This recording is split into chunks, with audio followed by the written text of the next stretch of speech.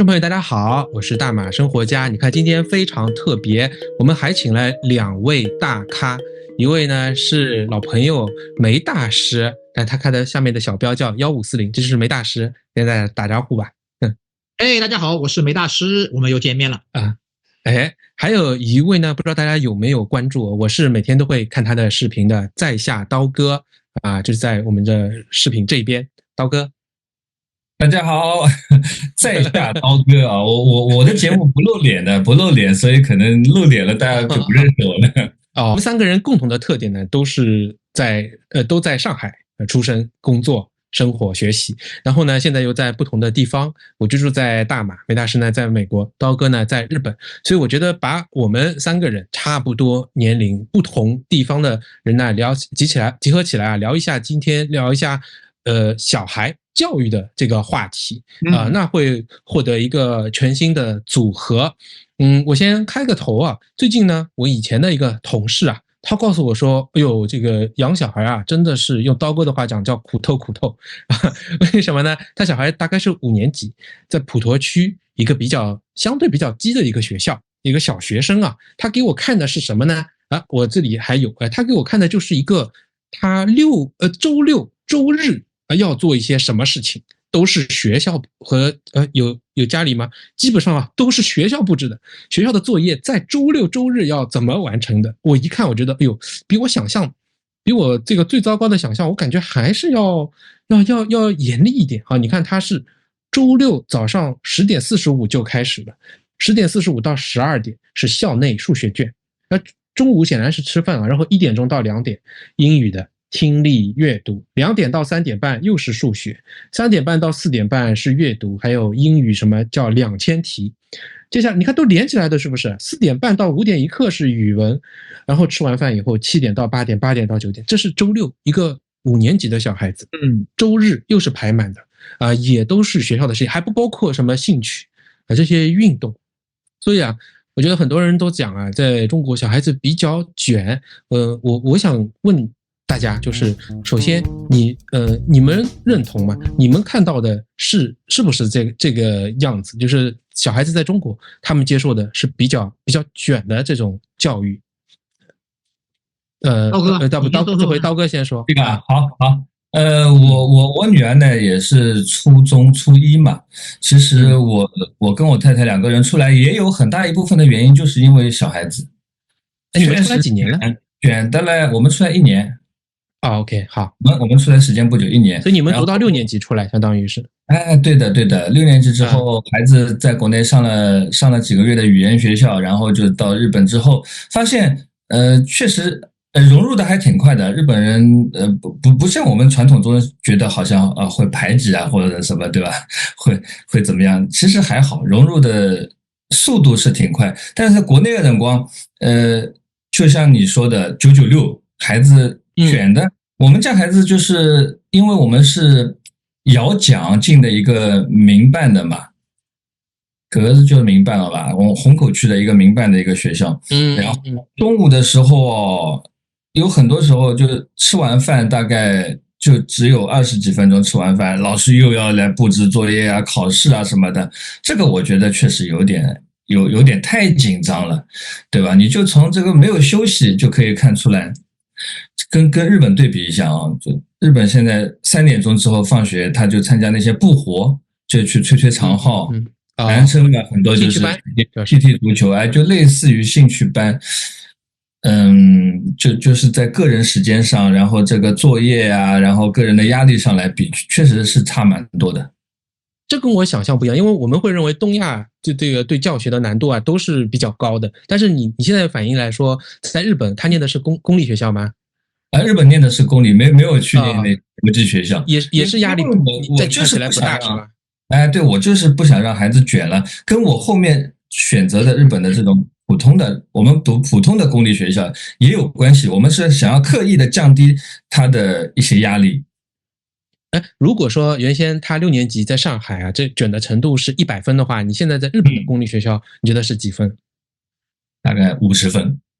哦，那他们就有个概降低念。一半啊。谢谢现在非常好。回到家就玩玩游戏啊，练练长号啊，然后我觉得我们现在当然在大马读的是国际学校，我觉得差不多30分吧，就是更加轻松，完全没有什么作业。这个是你看刀哥跟我们在上海小孩读到5、6年级嘛，都有这样的一个补充。然后我要问一下梅大师，因为梅大师小孩很小，应该就到美国了，对吧？还有这个弟弟应该是出生在美国的，你们是吧？那我倒要问梅大师另外一个问题，你身边应该有很多华人，在我至少在大马看起来有很多华人的家长，即便生活在海外，脑子没有出来，在我看起来，当然我这么是我的偏见了，因为我是站在我的角度来看，反正还是给小孩好多压力，自主的施加压力。梅大师，你们在美国有看到这样的情况吗？首先呢，我没有看到，但是我听说有这样的事情。这是不一样的原因呢，是因为我在美国属于乡下地方。我虽然也在加州，华人蛮多的，但我这是中加州用他们的话来说，就是中加州是乡下地方，大农村。那如果你到了什么所谓的湾区这个也是宇宙中心就是美国加州的宇宙中心，你到了湾区据说是有很多华人，非常卷烂反正我这里目前很少听到我们还是属于完全散养。你想看我女儿，正好我们3个人小朋友都是初一。我女儿也是初一，我女儿初一，我讲给你听，每天下午3点半就放学了。我们也是，对吧？她几点上学的？早上是8点几8点半上学。下午3点，3点15分放学了。那放学以后理论上就没事了。当然，现在进了初中了，是有 homework 了回来要做 homework 了。以前呢，根本没什么 homework， 就是我们凭良心说，我都不知道他在学些什么东西。因为真的跟我完全一样你的这套 system 我以前没有经历过，所以我完全不懂。好在他也马马虎虎，还能混得可以，我也就不去管他了。所以凭良心说，我是从来没有，应该这么说，就我女儿在读小学1年级的时候，我可能帮她背过几个单词，因为那个时候老师有单词要背的我还帮她背过几个单词。从1年级以后，我都从来没有过问过他学习的东西。他反正说跑过来说这个家长要签个字了，我就把他签个字，我也不看了，就签个字。这个要付钱了，我就付钱。那跟我差不多。原来我们接受的所谓国际学校教育就是梅大师在美国的公立教育，这回我算是搞明白了。不像国内不一样了，国内你知道的呀，家长要有微信群的，对吧？老师每天要 call 你的。对。这个刀哥，你们的小孩哒，然后家长要在一般已收到，要打非常形象，对吧？什么今天你背多少单词，古文读了几篇什么英语唱歌唱了几首，这个什么红色歌曲唱了几首，反正就是这样的。谢谢梅大师。那我其实想了一想，关于小孩教育，我就3轮问题。刚才是第1轮，就现象。第2轮呢，我就想要了解一下，因为我有这个困惑。我先问一下，刀哥，就是你怎么规划，或者说你对小孩未来的期望，就是你期望他变成什么样的一个人？然后你觉得你现在给他得到的教育有没有满足这样的一个期望呢？这个问题很大。我觉得期望的话，我个人来说，我觉得孩子可能也很难再超越我们这种从国内卷出来的大人了，对吧？国内这样看，已经是他们的天花板了。当然说这个话，肯定有人也会不满意，会骂我们的，就是精神不满意对吧？那不是主动往下退，怎么还会说你不满？不是，有的人会觉得你们竞争，有的人会觉得孩子他的未来，他的发展肯定是很高的，他的就算赚钱赚的不能超过你们，他的精神肯定会超过父母的呀，对吧？我也只是说，就是卷的程度，我们肯定是天花板了。对孩子来说，我觉得让他去吧。我也没有什么太大的抱负，对吧？而且我是女儿嘛，对吧？就可能在日本这一块，她本身女性，她在这个事业工作上面，她本身就有一个隐形的天花板的，让她健康快乐，喜欢什么艺术喜欢什么的，让她去混混。再说我们是中国人到日本。你说中国人的移民第一代的小朋友，你要去进一个大手公司，还是女生的话，这个难度是非常之高的，对吧？我们就是普通人，我觉得普通人在日本过过小日子，就让他去吧，对吧？其实也很务实。我觉得你一方面还是以小孩开心，不要太卷为目标的。第二，你又结合了在日本的这个独特情况啊，我觉得你这样就很好。我其实跟你想法差不多的，就唯一呢，我是希望他除了自己啊能够上海话叫寻开心，对吧？能找到自己的快乐就可以了。第二呢，我就希望无论你做什么，无论你学的好不好，变成一个对自己负责的人就可以了。你今天告诉我你想做 A， 你能力把这个 A 给做出来，然后不要轻易的换到 B， 你要换过去也可以，有你的道理，要把它做出来，我觉得就可以了。那我判断呢，我们学校也在给他这样的一个教育的基础，所以我是满意的。那么讲到这个，我就要问梅大师了，因为他小孩在美国接受教育，对吧？你也说了，你就交钱啊，签个字很轻松啊，每天可以拍视频做培训师赚钱，对吧？那我就要问你，那你怎么确认小孩走在正确的轨道上？我觉得应该有很多人会前两几年，那小孩都不管的。你小孩上海话叫脏花特了啊，逼人傻白了，没用了。你考虑过吗？你怎么确认你小孩学的价值观啊，这个人生观、世界观啊都是对的呢？我给他洗脑的呀，要从小洗脑。像比如说我女儿现在洗已经来不及了，对吧？我从小就跟她洗脑的啊，这个比如说你可能知道的呀，在加州我们这地方有左派右派，对吧？有民主党、共和党。我的老观众都知道我是偏那种保守派的，对吧？当然可能因为是我年纪大的关系啊，这个老脑筋的关系啊，那我就从小给他洗脑子啊，什么是资本主义啊，常识啊，多劳多得啊，对吧？啊，不能好吃懒做啊，对吧？这个我也跟他讨论讨论 government 到底怎么回事啊，我从小跟他洗脑子的，大了再洗。每周花多少时间啊？你大概每周会花多少时间？不，会专门正儿八经说我们现在开始洗脑了啊！不会这样的，就是有意无意间走动式洗脑啊，对，讲到一件什么事情，然后跟他洗脑子，对吧？而且呢，因为我这个是怎么呢？我正好又是做培训师的啊，所以呢，有的时候但不一定是左派右派，我还帮他洗别的脑子，对吧？就像前两天啊，我们不是一帮小朋友出去度假嘛，几个朋友出去度假，然后小朋友有4个 family， 每个 family 正好有2个小孩，而且年龄都相仿。那么而且平时都是就是中国人在美国的家庭嘛，那就一起玩的嘛，小朋友也互相认识的，也熟得不得了啊，他们就一起去嗨了。嗨了以后呢，那天我们几个家长在聊天，就说了，他们跟我说我女儿呢，她说那个每小时有点 leadership，因为她说我女儿睡懒觉，她说你看她现在早上还没起来，所以这帮小朋友都不知道要干嘛了。她一起来了就开始负责了，你干嘛？说她说你女儿有 leadership， 得你真传，是吧？哎，我是没发现这个事儿。后来呢，我就那天回来以后，我就问我女儿了，我说，哎，你有没有发现啊？他们说你有 leadership 怎么样？她说有的啊，这是她说她自己也发现，就是她会是那个就是 project manager 这种角色。那我后来跟她洗脑子了，我说你知道吧？到底什么叫什么样的人是 leader？ 啊，我就跟她洗脑子了。有 follower 的人，我说 leader 就是你要 serve other people。这个人才是 leader， 我就跟他说了，那个叫 servant leadership， 威廉你可能听说过的我知道的，仆人式领导。你 serve others， 所以呢，其他人就会 follow 你。然后呢，进来他跟我说你以前跟我说过了呀。我跟你说过了。哎呦，成功了。那我有一个结论啊，就是你是否真的就是觉得像你这样的洗脑子啊，其实就是家长的价值观灌输啊，你觉得比在学校刷题要更有用呢？那肯定比学校，或者说不要说刷题，我说要比学业优秀，要比 academically excellence 要更加重要吗？你觉得？我觉得其实是这样的，就家长教的东西，教的那个东西是市井的东西，其实比学校里教的东西更有效，比学校里教的东西更好，而且比学校里教的东西更靠谱。就是真的是家长要教小朋友一些市井的东西，学校不教的东西，因为很多学校教的东西，我觉得都扯淡。就美国学校，我不知道他教什么东西啊，我不能妄下结论，但是我相信有很多也是瞎扯淡。我讲个故事给你们听啊，这个是国际学校啊，很搞笑的。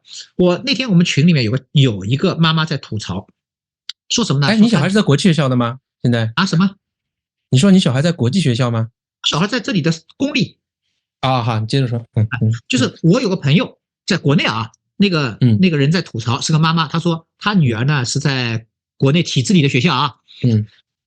有一天有个问卷说一道题错了是什么呢？这道题是大概是那种什么公民课，其实就是政治课了。说什么初中嘛，说这个小张发现小区里面不是上海有垃圾分类嘛，这个垃圾分类没做好，所以呢，小张应该去找人大代表，这个对不对？那么他女儿填写的就说不对。他女儿呢就说小张应该去找谁呢？应该去找保洁阿姨呀。应该去找保洁阿姨。那如果你保洁阿姨找了无效呢，你应该去找居委会。这是小孩子，他也找不到人大代表是吧？结果呢，这个答案是错的，应该找人大代表，因为这么好的教育，垃圾没管好，应该找人大代表。就他妈妈就在群里面就吐槽了，说这个你让一个初中生去找人大代表，我都不知道人大代表在哪里，这怎么去找人大代表？正常的思路是不啦？分类没做好吗？你正常的人是应该找物业阿姨了，对吧？保洁阿姨了，那保洁阿姨没做好吗？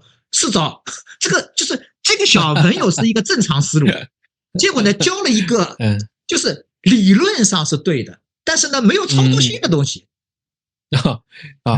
这个非常好的一个故事啊，我希望大家都来讨论一下。如果你在中国，那你就说说看，你会不会？你觉得是否应该去找人大代表？你如果在海外，你比如说在大马，他们有很多事情啊，真的会找议员的。那请大家也来讨论一下啊，你这种事情会不会去找你这个所在辖区的议员？那讲到这个呢，最后一个问题就是跟大家开放来聊的，因为我前阵子也在和一个猎头的朋友聊，他告诉我年轻人的情况让我惊吓一跳，因为他们招人啊，都招大学刚刚毕业的他说现在人都不想工作。我说真的吗？很严重吗？他说是的，比如说某某在上海的几所啊非常著名的大学，本科就业率50%，本科加上研究生30%。那我说他不就业干嘛呢？正好啊，他们有个实习生就是读研究生，在上海来读的，也现在是研二也是比较穷苦的地方啊，这个过来的。照理说应该我们那年代啊是非常希望能够尽早的工作赚钱的嘛。那我问他你想工作吗？也不想。那我说为什么呢？他说哎呀，我也不清楚这个未来工作好不好，怎样判断。那旁边我们那个朋友就马上问他了，说我们就觉得你挺好的，未来你毕业了就要你要工作吗？他说我也还是不要。就你给他工作他还是不要。我就会突然让我感到我比如说我们3个是按照牛马被培养的，那现在呢一样的培养模式难度更大，但是他们不做了，他不想要接着做这个牛马了，就变成这样的一个情况，让我挺惊讶的，而且很普遍。我就跟朋友在讨论这个情况，那我问他的一些问题，我知道你知道吗？以后比如说你接下来你接着在中国，你看病也需要钱啊，你给自己养老组建家庭消费都很高，他没想过，他都没想过，他都觉得会是挺美好的，或者用低功耗模式生活就好了。就这个话题你们怎么看呢？只说一句，就是日子太好过了，留给刀哥说。我觉得也是，就是子女的话，你不要提前给他一个预期嘛，说我以后爸爸养你啊，或者家里面以后会给你什么房子啊，给你多少钱，对吧？让他早点接触社会吧。不要有太高的预期嘛，让他知道未来要自己面对社会的。就让他自己去经历风雨，是吧？我是这么看的，我之前节目我也聊过，我想让我孩子稍微就苦一下，让他至少知道钱这个东西来之不易要赚钱来之不易。现在小孩子确实你什么东西都帮他准备了，他对钱没有概念。梅大现在你怎样看啊？我从小就跟他灌输就是钱到底是怎么回事我跟你说，我以前还特别把几个年龄相仿的小朋友拉在一起，跟他们上一些简易的经济课，告诉他们说钱来之不易。但是事实上呢，我发现我女儿对这个不感兴趣。你跑中国比较多，这个人不一样，我儿子就特感兴趣。我儿子对挣钱特感兴趣，我女儿对挣钱特没兴趣。你说这个都是一个爸妈在一个家庭里养的，这个小孩性格不一样，有的可能也是。你跑中国比较多，我讲的这种现象，你听说多吗？你又是做培训师的，接触企业很多就是是这样的，小朋友在家里很老了呀，找不到工作，也不说找不到工作，你真的要找得到工作的，跑外卖有什么不能找了啊？他不去呀，上海家庭不去呀，爹娘宝贝呀，然后呢，反正想着说爹娘反正能已经养你20年了，再不介意多养你几年。好嘞，那么你想想看，小孩在家里一慌了几年以后，你再出去找工作还找得到了啦？你毕业以后应届生不找工作，你什么25、6、7、8岁，你还有一搭没一搭的想找工作，找不到的，结果呢就一辈子在家里了，就这么回事。这个让我有点隐忧，因为说实话，一个社会的经济活力还是要靠大家去拼搏的，对吧？没办法，现在就是不是我不明白，世界变化太快，该上班的不上班。该结婚的不结婚，该生娃的不生娃。现在国内啊，现在国内我觉得确实是有这样子的一种趋势。就老年人呢，现在你发现吧，就退休金啊什么的发的还是非常及时的。国家现在就是，国家现在就是尽量保证老年人，因为我们中国人的家庭啊，它是比较有弹性的。现在就业率不行，岗位变少了之后呢，希望这个家庭部门啊，能够更多的承担，让小朋友像是梅大师刚刚全职养老，它也是一份工作呀。你在家里面全职养老，帮父母养老，对吧？也是一种服务业。这个他的老人还不够老。对呀。你真的让他去养老，就是他的再老一辈，他又养不来。这种什么20几岁小青年，他怎么搞得懂了？搞不懂的呀。对，那也只能再熬过这个周期呀，熬过这个周期，等市面上面就是好找工作了，对吧？你再重新回到社会上面。这批人是回不到社会的，我很悲观的。日本也很多这样的。我跟你说，日本的很多就昭和后期的年纪大的40、50岁的人也有很多这样子的，因为他们老年人有钱，就是前面80年代的那帮老年人，他超级有钱，赚了钱了，孩子就这样养的呀，反正留给他一笔钱，他花到死也花不完。就这样。在日本这里有一个蓝图。我们以后也会有这样一代人的呀，找不到工作的老人，如果反正还有钱的，对吧？他有养老金啊什么的，那就先在家里面待个10年20年，跨过这个周期再说吧。那我们浅浅的展望了一下未来啊，我们收个尾呢，我想我们回归到自己的小孩，就我们每个人是不是可以说一个，你在教育自己小孩身上啊，你觉得比较好的一个方法是什么？我先说啊，我其实跟梅大师刚才讲的差不多，就通过日常无形的跟他进行一些价值观的灌输，我觉得这可能也是我们唯一能做的，就让他确保基本的长好。未来呢，我希望它长成一个我从没有想象过的样子，变成一个全新的，不是复印我的，就可以了。这是我的一个想法。要不这回梅大师先来。我也没什么好说的呀，我就讲嘛，还有一个言传身教，还有一个自己身教，对吧？你要以身作则。比如说，你看梅大师，我中美之间飞来飞去，飞的头发都白了，知道说这个讨生活不容易啊，对吧？那他就知道了，就讨生活不容易。那就是了。言传身教。是的。我们这代人都是我们这代人都太卷的，都就是没有时间生活，没有时间带孩子。我其实大部分时间也是在忙，我太太带孩子比较多一点。我觉得有效的是我给他定了一个规则，就是我们家我每个月给他500块钱啊，就是人民币500块钱。然后呢，你比如说在做一些课外的事情，包括他练一些音乐，我也给他再补充一些钱，就让他所做的事情啊，跟金钱让他刻意的让他关联起来，让他感觉到我做这件事情可以赚钱。但时间久了，我发现孩子会不会变成太财迷啊？就做什么事情这种感情就变淡漠了，对吧？我也有这种担心。我尝试一段时候再跟大家报告，看看这样会不会有用一点。还是很有趣的啊！我也学会了，给他更高的财务自由度，因为我们就给他100块钱。好，那么希望大家也多来补充。你觉得现在急不急？